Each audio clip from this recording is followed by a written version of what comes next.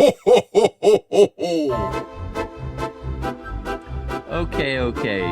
We are back for our final episode of From the Fabricator for 2022. And as I have done in the past, the last episode is dedicated to one single major influencer in our world. Last year, it was Mr. Don Freeze of the Freeze Foundation. This year, I am absolutely tickled and honored to have Steve Weidner, President and Head of Architectural and Solar Glass at North America for NSG Pilkington. Steve, thank you so much for joining me. This is just absolutely awesome.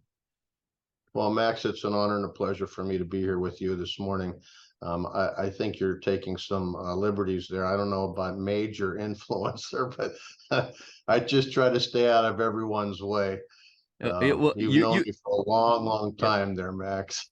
I have, and that's why I have you on the pedestal. I mean, again, I consider you, you're one of the people that really make our engine go in our industry. And I know you don't like to take a lot of that credit because you do have an incredible team, and we're going to talk about them too.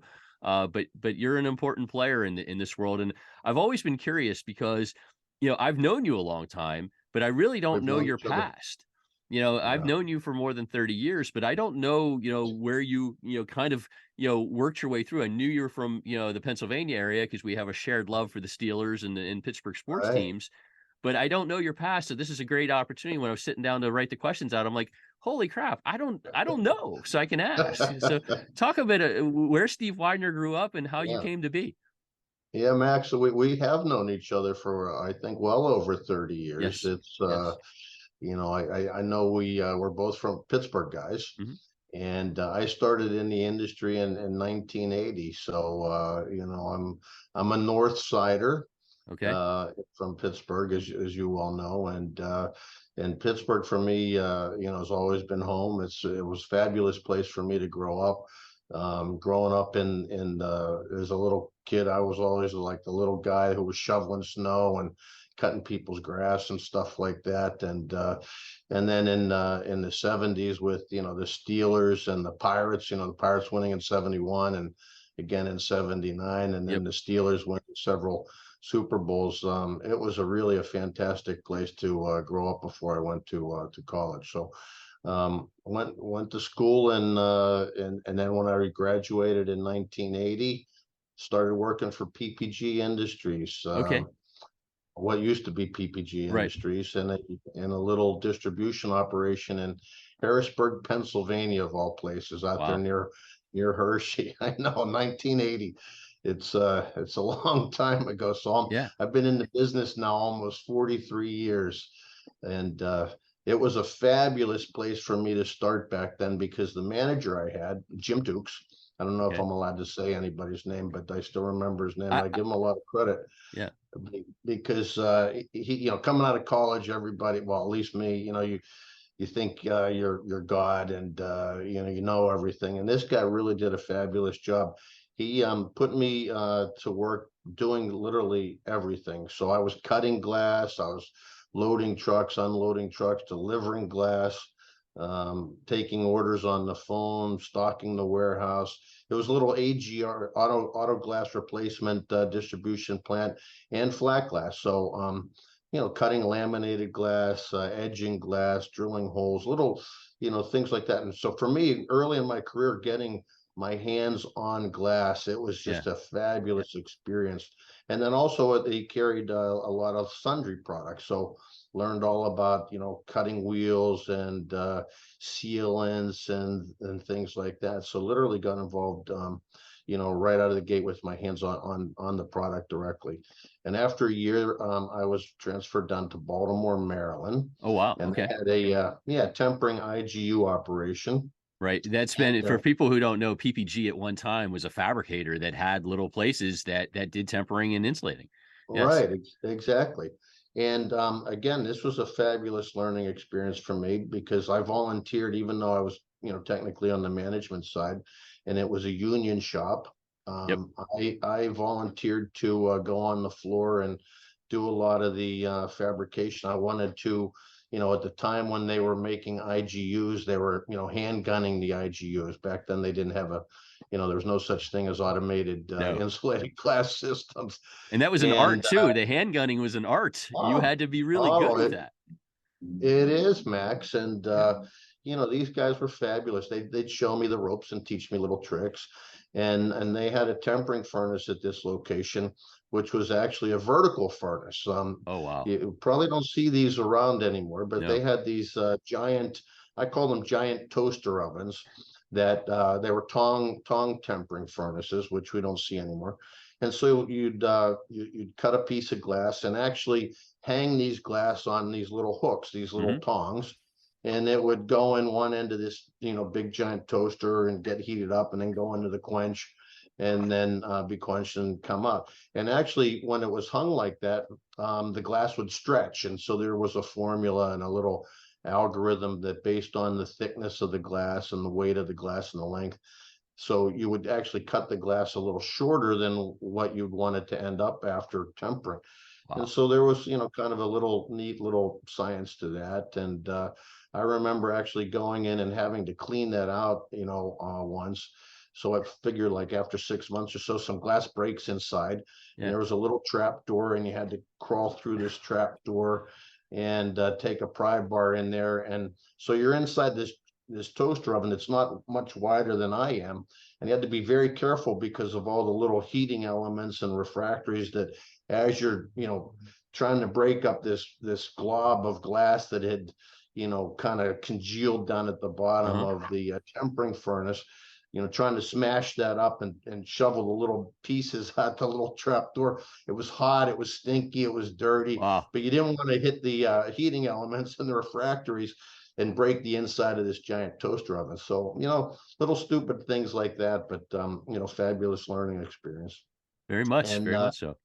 yeah, then I went into they had a division that actually erected high-rise office buildings, and so I was transferred to Philadelphia and built some big bank buildings in Wilmington, Delaware, Philadelphia, Newark, New Jersey, and several different other places. And that was the go-go years of the 1980s, and then they decided to close that division, and so I had a wife and three young children at the time, actually two young children. I do have three now. And Hmm.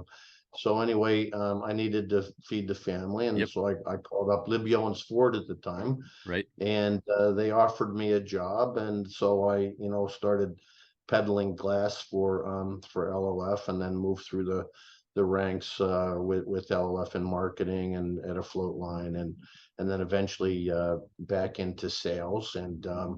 And now here I am 40, almost 43 years later. And I'm the old guy where, I woke up one day, I was the youngest guy in the industry. And now I looked in the mirror this morning, I'm one of the old guys in the industry. So But it's been a good ride, Max. yeah, It's been a very, you look good, so that's all that matters. And well, I I combed my hair for you today. yeah, you look good. I like it. And I actually did not know you were one of the PPG guys, because it is funny how many, PPG was a training ground for so many Right, people in this industry. John Wheaton right, started there. So many people, got their, cut their teeth at PPG way back in the day.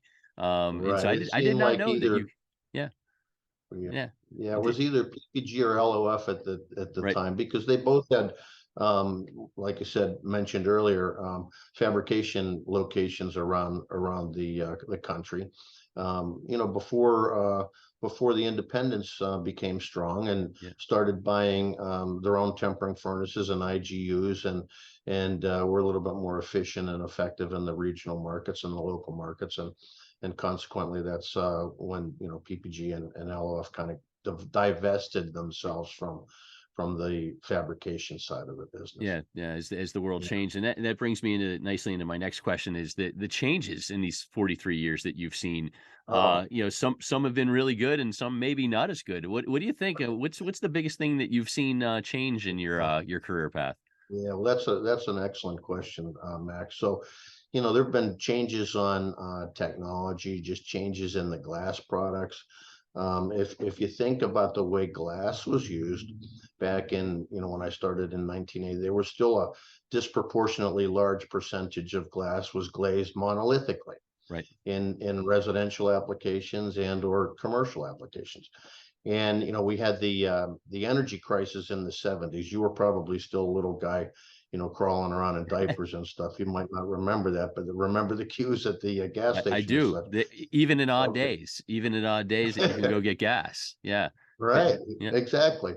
And so glass at the time was considered to be a very inefficient energy product, building material from an energy standpoint. It was basically a heat sink. So the industry at the time had a really bad reputation. That the architectural community was saying, "Hey, how can we avoid using glass?" So, like any industry, I think we as an industry did a fantastic job with the R&D and trying to develop more efficient, energy efficient technology. So insulating glass started to take off.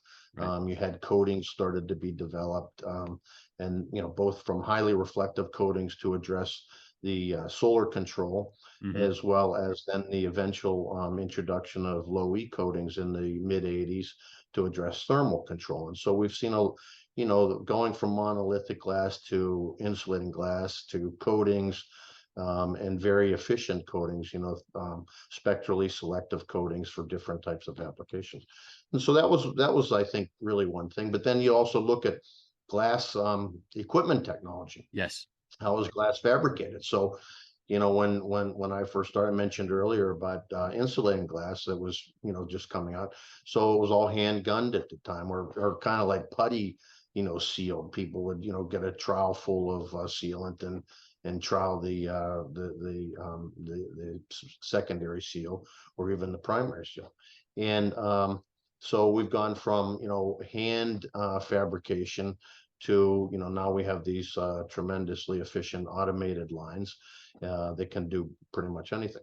I mentioned the vertical tempering Yeah. machine, furnace that where I started, to now you have these fantastic flat tempering furnaces, horizontal lines and bending, tempering, all this good stuff. Even at the float line, even though the floats haven't changed, they look the same as they did back in the 80s. They're much, much more energy efficient, and Okay. the longevity of the furnaces are much longer. Whereas furnaces back in the 1980s would have to be repaired every 6 to 8 years. Now it's not uncommon to see a float line lasting 18 to 20 years. That's huge. So there've been a lot of tremendous changes in technology, both at the fabrication and at the primary glass manufacturing level, and then even in the installation level. When I started in the installation business, it was all stick glazing. Right. So you erect the metal, you'd put up the vertical mullions, then you'd put in the horizontals, and then you stick a piece of glass in it. And so now you have a lot of these, pre-glazed, unitized Yep. walls that, arrive on a flatbed, and they hang, 2 or 3 floors at any one time. And so there have been tremendous changes in virtually, the entire spectrum of how we operate as an industry. And even Max, think about just the administrative side of the business. When I started, orders at the float line, you'd get in the mail. They Yes. would come in the Yes. mail, and then you'd enter it into the system, and the glass would show up maybe 2 or 3 weeks later at the customer's location. Now orders are electronically submitted. They're entered immediately. If they have to go through one of our customer service people to enter them for them, and then the glass can show up literally, tomorrow, or even sometimes same day, which is fantastic. And then we didn't have computers, personal computers, so there were no Right. spreadsheets, no PowerPoints, none of that good stuff. No cell phones. I remember early in the days, Max, you'll get a kick out of this as sales guys. We would know every single payphone in Yep. whatever city you were having to go to.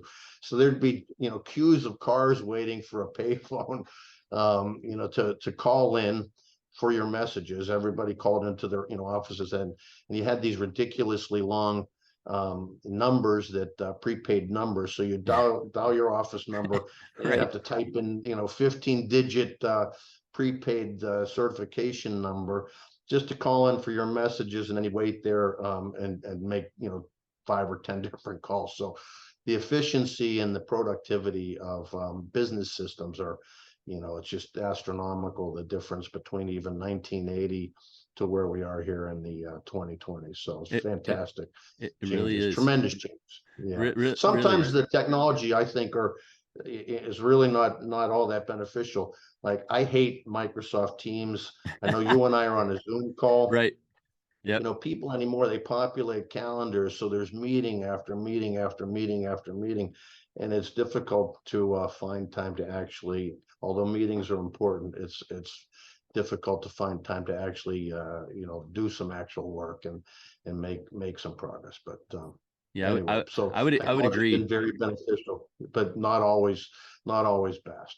Yeah. Yeah, the cell phone has been a great blessing in a lot of ways, but a curse in a lot of ways because people can Yeah. always, you're always connected, and you sometimes can't get away from it. And then I laugh over the tong tempering. I remember the first time my brother Steve, who you know very well, showed me a piece of tempered that had tong marks in it, Right. and Right. we had a flat tempering oven, and I was like, well, this piece would have to be rejected. There's tongue marks in it. I mean, look at it would protrude. I mean, in this day and age, I would never, people would lose their mind if they got a piece of Right. glass with marks like that Right. in it. But that was the standard back then.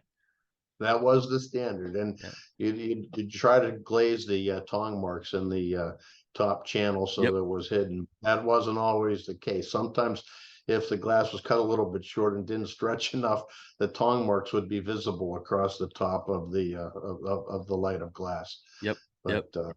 It technology certainly has advanced from 1980. It sure Uh, has. It sure has. yeah. Now, since you have been around, and the one thing I think that is always been a battle, and I think we address it, with technology, is our respect outside of our industry. The respect in the architectural community, the respect in the building product industry, in the GCs and so on. And it seems like we're always fighting a battle with We regards are. to people respecting the glass world. Curious. I mean, what can you've seen it all. You've seen where we've come from. What can we keep doing to get to gain more respect? Because we are innovating, and we're going to talk about the products like I saw with you in Germany. We are innovating. We are making moves. We are improving energy, but yet it always still feels like we are chasing our tails out there. What can we do to get better? Right. Yeah, that's an excellent question, Max, and I think you're absolutely correct. I don't believe our industry's really been recognized for the value that we create. If you think of the different ways that glass can be used, and glass is such a unique material and can be used in myriad number of different ways, different applications. It can be formed, it can be shaped. The aesthetics of glass are just tremendous. And so, I'm a glass geek. I Mhm. just absolutely love glass. I tell people glass runs in my veins. And my kids, when I was growing up, they used to hate to, I had three daughters, and as a single father raising three daughters for a long time, I'd take them to the mall, and I'd be looking at the bottom of each of the lights of glass to Oh see yeah. who made me, what storefront or whatever. And then embarrassed, my kids, I said, Dad, you're embarrassing me. Don't stand near me, and all that good stuff. So anyway, just think of all the unique things that are being developed in our industry and have been developed in our industry, all these coatings, different shapes that we can do, different applications. I think it's just absolutely, it's a shame that we as an industry aren't recognized for all the different Yeah. value that we create, both from a performance and from an aesthetics standpoint. And there are so many different companies out there, at the fabricator level, at the float level, at the installation level, who are doing tremendously unique, challenging things. But unfortunately, we don't for whatever reason, we're not recognized for all these different values that we're creating. I think some of the architects out there, I think Gene Gang in Chicago and several other cutting edge architects recognize the value that glass creates. But as a general statement, it's one of these things that maybe it's so ubiquitous that we use glass so often as individuals in society. And I tell people that every day, my friends, and you and I and everybody in the world, we use glass hundreds of times every single day, from Yep. the moment you wake up until the moment you go to bed, all the different times that you come into contact with glass. It's just amazing. And so some people just take glass, as they don't think of all these unique applications, and they just take it for granted. And maybe our industry can create. It's interesting that you say, how can we maybe be recognized for all this value that we're creating? If you think back to that campaign that the milk industry Mm-hmm. provided, Yep. several years ago, got milk, and everybody had the little white mustache. But everybody's drinking milk, but not really recognizing the value that milk provides. So I don't know how we as an industry can kind of be recognized for the tremendous value that we create. But some people are on the marketing side are really doing fantastic jobs, Yeah. and we as an industry do a tremendous job in creating these values, but we're not necessarily recognized for it. Yeah, and we're going to talk about it because a couple of your people do a wonderful job of elevating the industry, and we'll talk about that in a second. And I think that really helps. But let's talk about, though, the some of the exciting products that you have. I saw them in Germany with you. Again, outside the box thinking, which I don't think people realize. That we as an industry do, and also from what you as a company, NSG Pilkington has always been on the cutting edge from day one and continues to be. What were some of those products that you were most proud of showing in Yeah. Germany? Okay. Well, we have some really clever people in our organization, some very talented individuals, Yep. super bright people throughout the organization, and several of the things that we were showing over there at Glass Tech. One of the lines of products that we have is it's a product, our what we call our tech glass, transparent electrically conductive glass. And it acts as a TCO, transparent conductive oxide, for use in a number of different applications, or it can be used in various other things, such as like heated glass, electrochromics. It's used in the solar industry, Right. things like that. So if you think about going into a supermarket and buying ice cream or beer in the freezer or whatever, or the cooler, when I was a little kid and you'd open up that refrigeration door, the glass would get all condensation on the cold surface there. So this tech glass it's a product that we can drive a current across the glass and raise the glass temperature slightly above the dew point, so that when you open up that refrigeration unit glass door, getting your ice cream or whatever, you don't have the condensation problem that Right. you had prior to this application. And I think now, as we're moving, as society is moving towards this use of renewable energy, certainly photovoltaics is growing, by leaps and bounds, and so our glass is used as a TCO, transparent conductive oxide, inside the photovoltaic module to harvest the electricity Yep. that's created by the absorption of the semiconductor materials of the sun's energy. So you have to create a current, and our glass is used literally as a flat transparent wire to harvest the energy out of those photovoltaic units. Or conversely, we can push current into a unit, like I said, about heated glass or electrochromics, or various different other types of applications. I think with the renewable energy increasing year on year, the applications for heated glass, I think, will continue to grow. And if you think, here, I live in Toledo, it gets cold. So I'm wearing a sweater. Yeah. And we're approaching winter. You go to a restaurant, people don't want to sit next to the window because you get the cold draft, which is really your body losing heat from a warmer body emitting energy towards the cooler glass. You feel like this draft. Well, if you could create heated windows, which we've supplied to a number of restaurants and other applications, so you could elevate that glass temperature so that it becomes like a little radiator, Mm. and makes it a little bit more comfortable for patrons to be sitting next to the window in the wintertime. Yep.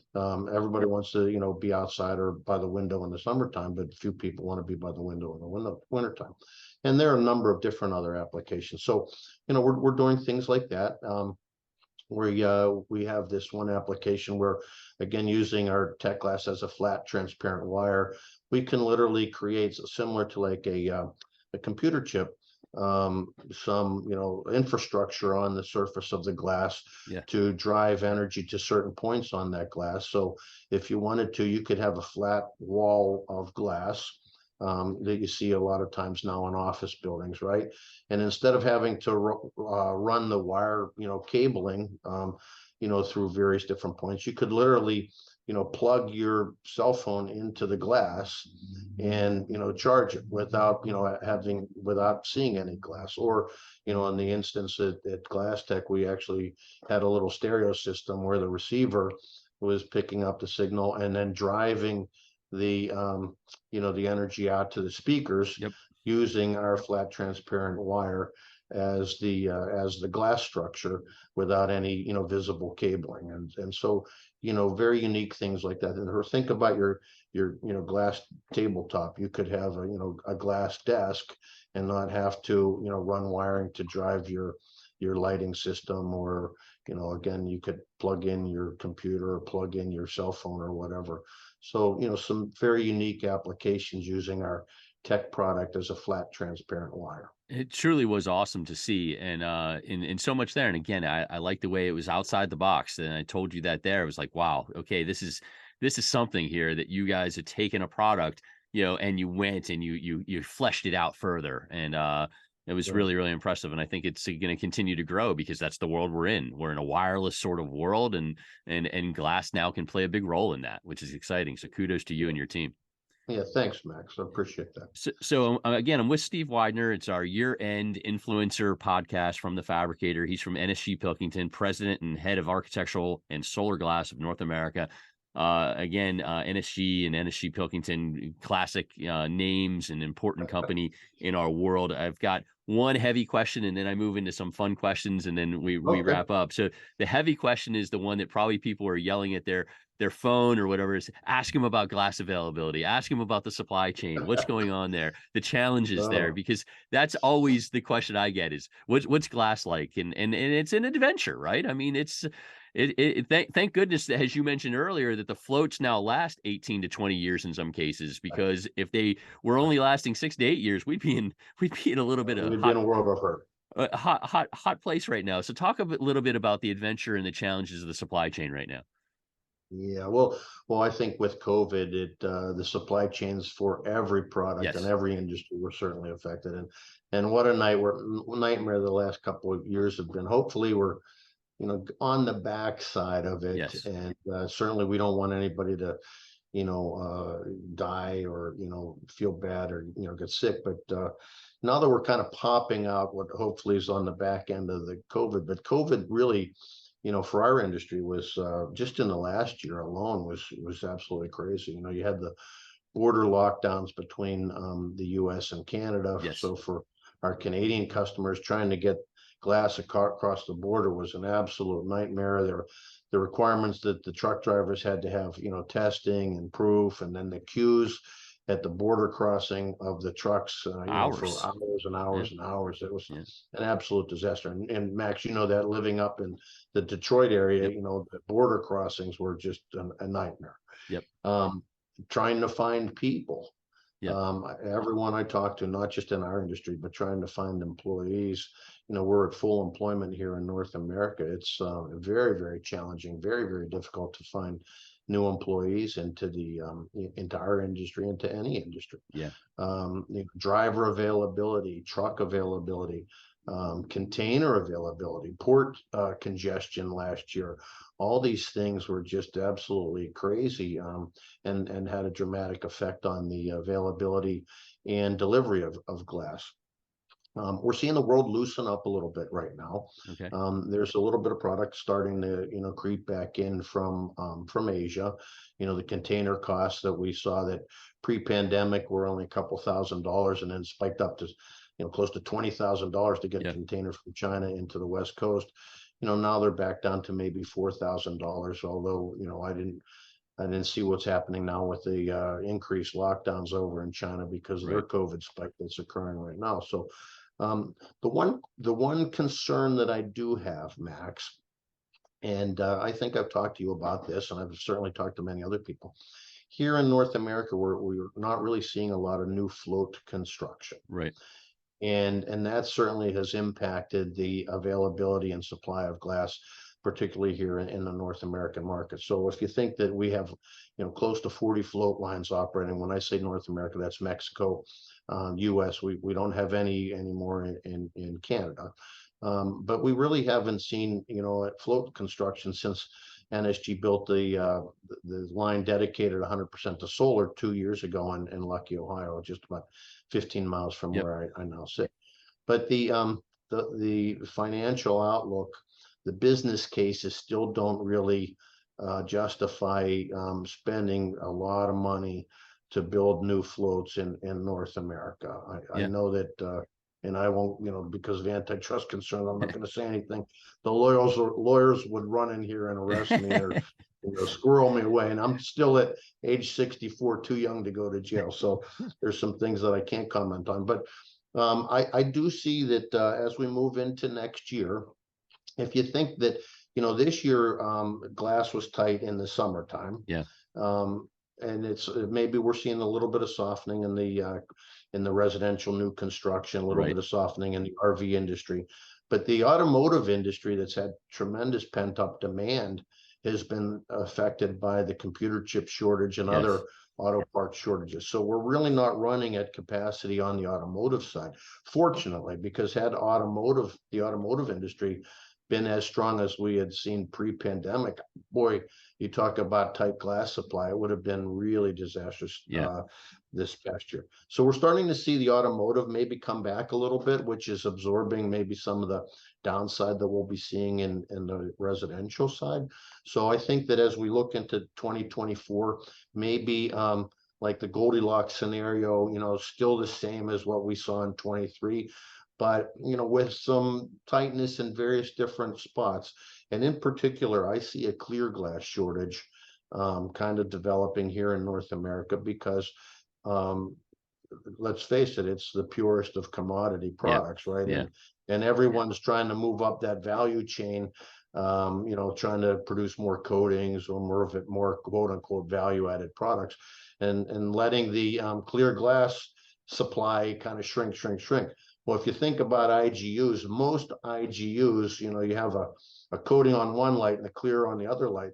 Well, the clear matches. So, I just sense that I see this clear glass tightness developing for the next several years until we kind of get that capacity situation ironed out in the North American market. And then also, Max, from a European perspective, the energy costs over there Yes. have dramatically affected the industry. So we're really not seeing imports from Europe into the North American market. And so, the world used to be awash. There was all these moving pieces. The pieces aren't moving as efficiently as they were pre-pandemic. So, Right. I just advise our customers, take a little bit longer time horizon when you're looking at your, glass demand picture, and don't expect the glass to show up, tomorrow, where we were able to do that in, pre-pandemic. Maybe look out a little bit farther and try to plan ahead a little bit more efficiently than you had in the past. Good Yeah, so advice. it's going to be challenging, and I don't think the labor situation certainly No. isn't improving. No. It's not going to get better. No. So yeah, I don't see it getting better. So that's why I'm looking at young guys such as yourselves and the people I have on my team to try to figure out all the good solutions to keep the ball rolling.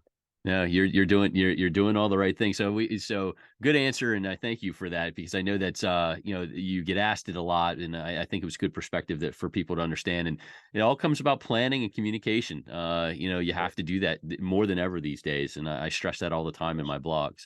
So a Yes, couple of fun questions. We've got a few things before we wrap up. I know you're busy, but I have to ask, because one thing about you and I, we talk about sports when we get together, because we both, have that Pittsburgh connection, the Penguins and the Steelers. But I'm curious, what is the most memorable sporting event you ever attended? Because I know you've been to a couple along the yeah, way. Curious which yeah, one stands out for you. yeah. Well, I'm gonna kind of turn it around, Max, and Ah, I'm gonna say, instead of attended, I'll say participated in. ooh, okay. So years ago, it's hard to imagine, but there's an ex-marathoner in this body here, and ex-marathon runner, and so probably the most memorable event was the 1991 New York City Marathon that I ran. I Wow. ran a couple marathons, and to me that was a fantastic experience. Coming off the bridge onto what is it, First Street or Second Street there. The New Yorkers will correct me. And having literally hundreds of thousands of people, lining the street and cheering and things like that. No, that was before my That's four knee awesome. operations, Yes. Max. So I don't run anymore. I was training for a marathon at one time, slipped and fell on the ice, and had a really severe right leg issue. But that was quite an experience. Full. But I've been to the Masters. Haven't been to the Super Bowl. Okay. Been to the Final Four NCAA a couple times. Nice. The Stanley Cups and things like that. Okay. But I you're right. You and I share a passion for sports. we do, and I love that answer, and I admire anybody that can run a marathon, because that's a test. That's an ultimate test. That's 26.2 miles, and that's a Yeah. long time out there in your thoughts. And it's Uh, that 0.2 at the end that kills you. oh my gosh, I can imagine. I can imagine. Full credit there. And I forgot. I don't know why they put that 0.2 on the end. What It is the should be point of that, right? 26. Yeah. What is the point of that? I agree. And so most of my guests, I only ask the one phone question, but for you, especially because this is a special year ender, you get two. And the one thing I always Okay. tell people about is, I call it 6 degrees of Steve Weidner. I feel like you name a star in Hollywood, or an athlete, somehow or another we could connect it to you. You Oh, have you've run into so many people in your past, and it was funny because you and I went to a hockey game with my son years ago, yeah. and he still to this day Yeah. talks about Mr. Widener knows everybody. He knows everybody. So I'm curious, what's the Yeah. best celebrity interaction you ever had? Because you've run into a few in your past. Yeah. That was fun with Zach at the hockey game, by the way. Thank you. I have several, and I have run into a lot of It's people great. over the years. Um, yeah, I'll just throw a couple names out. So I'm flying out of Dallas one time, and because I fly a lot, I get kicked up to first class quite a bit. And Yep. so I get into my seat, and Erica Laniak from Baywatch happens to sit down next to me. She had nothing to do with me. I mean, she didn't want to look at me. So that was fine. I just took a nap and took the flight. But you're a Pittsburgh guy, so Yep. you'll get a kick out of this one. So I'm getting on a flight to New York, and again I was kicked up front, and so there's a guy in front of me. He's not much taller than I am, but he's big, broad-shouldered guy and bald head, and I recognize him, and you know me, I'm not real bashful, No. so I tap him on the shoulder, and he turns around. I say, "Hey, who'd you play for?" I can't quite picture him, and he holds up his fist like this. So I go, "Champ!" And he was Michael Moore, the three-time Yes. heavyweight champion of the world. From Menneson, So PA. Yes. yeah, from just outside of Pittsburgh. Yep. And so that was cool. He gets on the flight, and he happens to sit across the aisle from me. So I thought, okay, that was enough. So I sit down, and I open up my paper, and I start reading. He reaches across, and he taps me on the thigh. Well, okay, I'm not gonna mess with this guy. So I put the paper away, and for about 30 minutes we talked about growing up in the greater Pittsburgh area, and then Nice. all of his fights. He had told me he had like 20 some operations from all these shoulders, knees, wrists, and things like that. So I thought that was fabulous. And then I know you're a Pittsburgh guy, so I'll tell you this one. So I was out at a BEC in Vegas a few Yeah. years ago, and I'm having dinner with some customers, and where I was positioned, the door, there was like a little private dining room. The waiter would come in and take drinks in and food, and then as they opened it up, I could see Jerome Bettis was in there, The the bus. bus, Yes. who was an ex-Pittsburgh Steeler. So dinner goes on, and we're still carrying on. Well, all of a sudden, these people start filing out, and so Jerome comes out, and I go from my seat, I go, "Boss!" And he comes over to the table. I stand up. We put our arms around each other. I'm from Pittsburgh. Love Uh, you, man. he's like, okay, hey, let's take some pictures and stuff. I love So, it. I thought that was pretty cool. And then Max, one final one. I Yep. was with my wife, and we were in the Hyatt in Hamburg, Germany, and so we I'm schlepping the bags, out of the cab, and we're right at the front door, and there are a bunch of like photographers there. So I say to my wife, Karen, you've met Karen, and Hmm. my wife has FOMO, fear of missing out, and I love her to death. Karen's a wonderful, wonderful woman. So Karen goes, well, I'm going to try to figure out who's standing here. Well, so I go into the check-in, and there are a bunch of security guards there, Okay. and they have these badges on, and they've got like a big red tongue on them. Okay. What's the Rolling Stones security detail, Wow. right? Wow. So Karen comes running. She said, hey, you'll never guess who's standing here. I said, the Stones are standing here. So she said, how'd you figure that out? I'm look at the security guards, look at the badges. And so anyway, we go up, and we happen to been staying at the executive lounge, way up, executive floor, way up at the top. So we take the elevator up, and you can't make a left because there are a bunch of these big security guards Uh-huh. there. And the Stones were obviously staying on the same floor of our hotel. Yeah. And they wouldn't let us to the left. Our room was to the right anyway. So we go to into our room, and the next morning we go down to the little executive breakfast area, Yeah. and it's not a big room. And I go in, we get our breakfast, and we're sitting down, and this guy comes in and gets his juices and stuff, and literally at the next table over puts his juices down, and he goes back over for his eggs or whatever. And as he's putting his food down, literally the next table over, not even like 3 feet away, 2 feet away, and he opposed for me. So like I'm looking at him, he's looking at me. I just nod my head, he nods his head. And so he goes to get his, fruit and eggs and whatever. And my wife Karen goes, who is that? Who is that? And it was Charlie Watts, the Nice. drummer for Drummer. the Yep. Stones. And Karen goes, well, I'm going to get his autograph when he sits back down. I'm like, Karen, and this guy is dressed, he's got a bit, suit on, which I didn't know at the time, but Charlie must have always, dressed to the nines. Yeah. And at breakfast there, here I'm like a slob, an American slob over in Hamburg, and he's dressed to the nines. And I said, Karen, just let the guy, have a breakfast in peace. So he sits down, he looks over, nods his head to my wife, I and love it. she's like, Charlie Watts. But yeah, so I've run into a lot of different on the planes, especially. So Absolutely, absolutely. I love it. I love it. And again, I always feel like it. And I know you being humble as you are, you've left a few out just because you respect the privacy of some of the people you run into. So I love it. Very cool.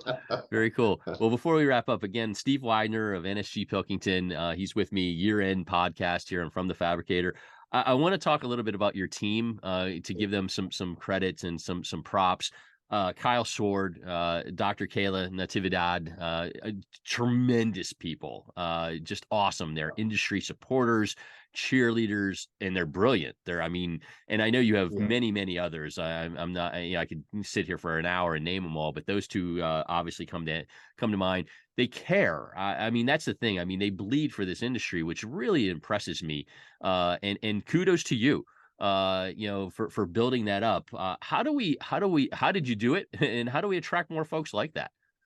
yeah, and you're hitting on a topic I think is really pertinent, not just for my company, but the industry in general. How do we attract, hire, and retain really talented, passionate Yeah. people who can create the value so that we as an industry can be recognized, beyond just ourselves, right?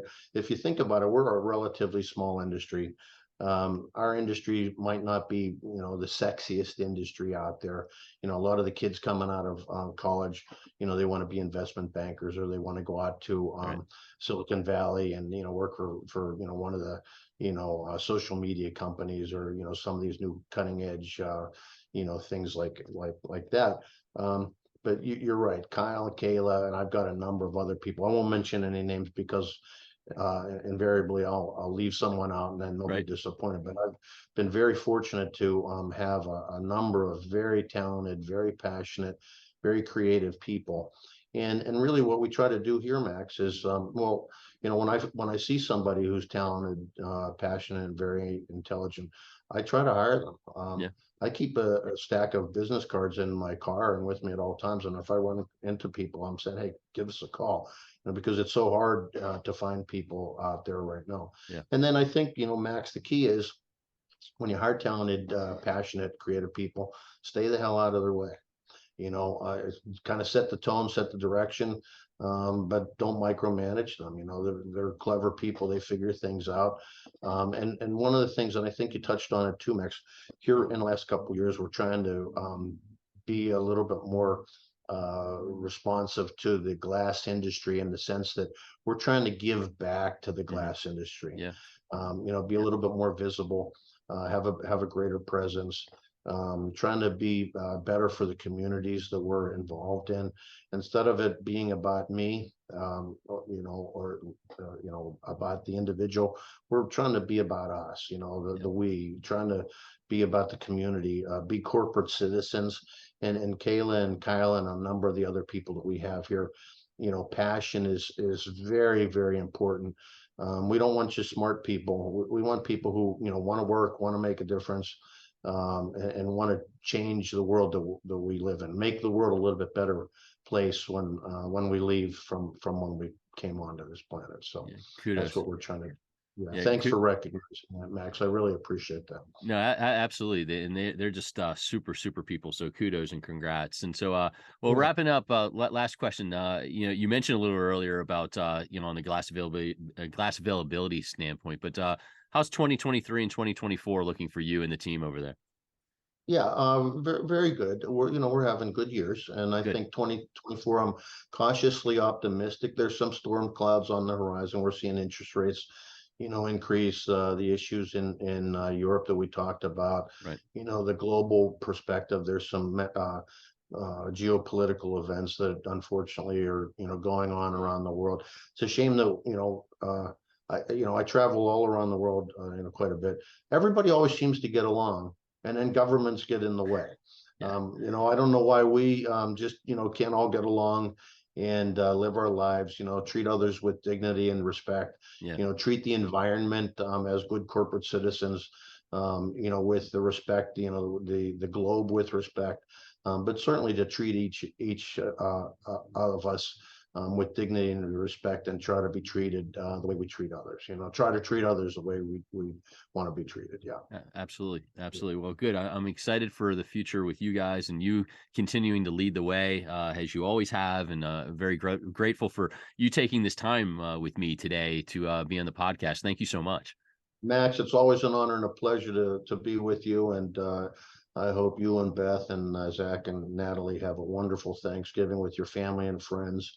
And thank you for your help and support over the years. It's nice to see you again, my friend. We got to do another hockey game one of these days, buddy. Absolutely, we will. And best to you and your family. Happy holidays, happy and healthy 2023 to you and everybody in your family, and also at the company NSG Pilkington. Everybody there. It's just you guys deserve the best. Okay, thanks, Max. All right, that wraps things up for the year for From the Fabricator podcast. We'll see you in January. Thank you everyone for listening, and thank you, Steve, once again. And we will see you all in 2023. Ho, ho, ho, ho,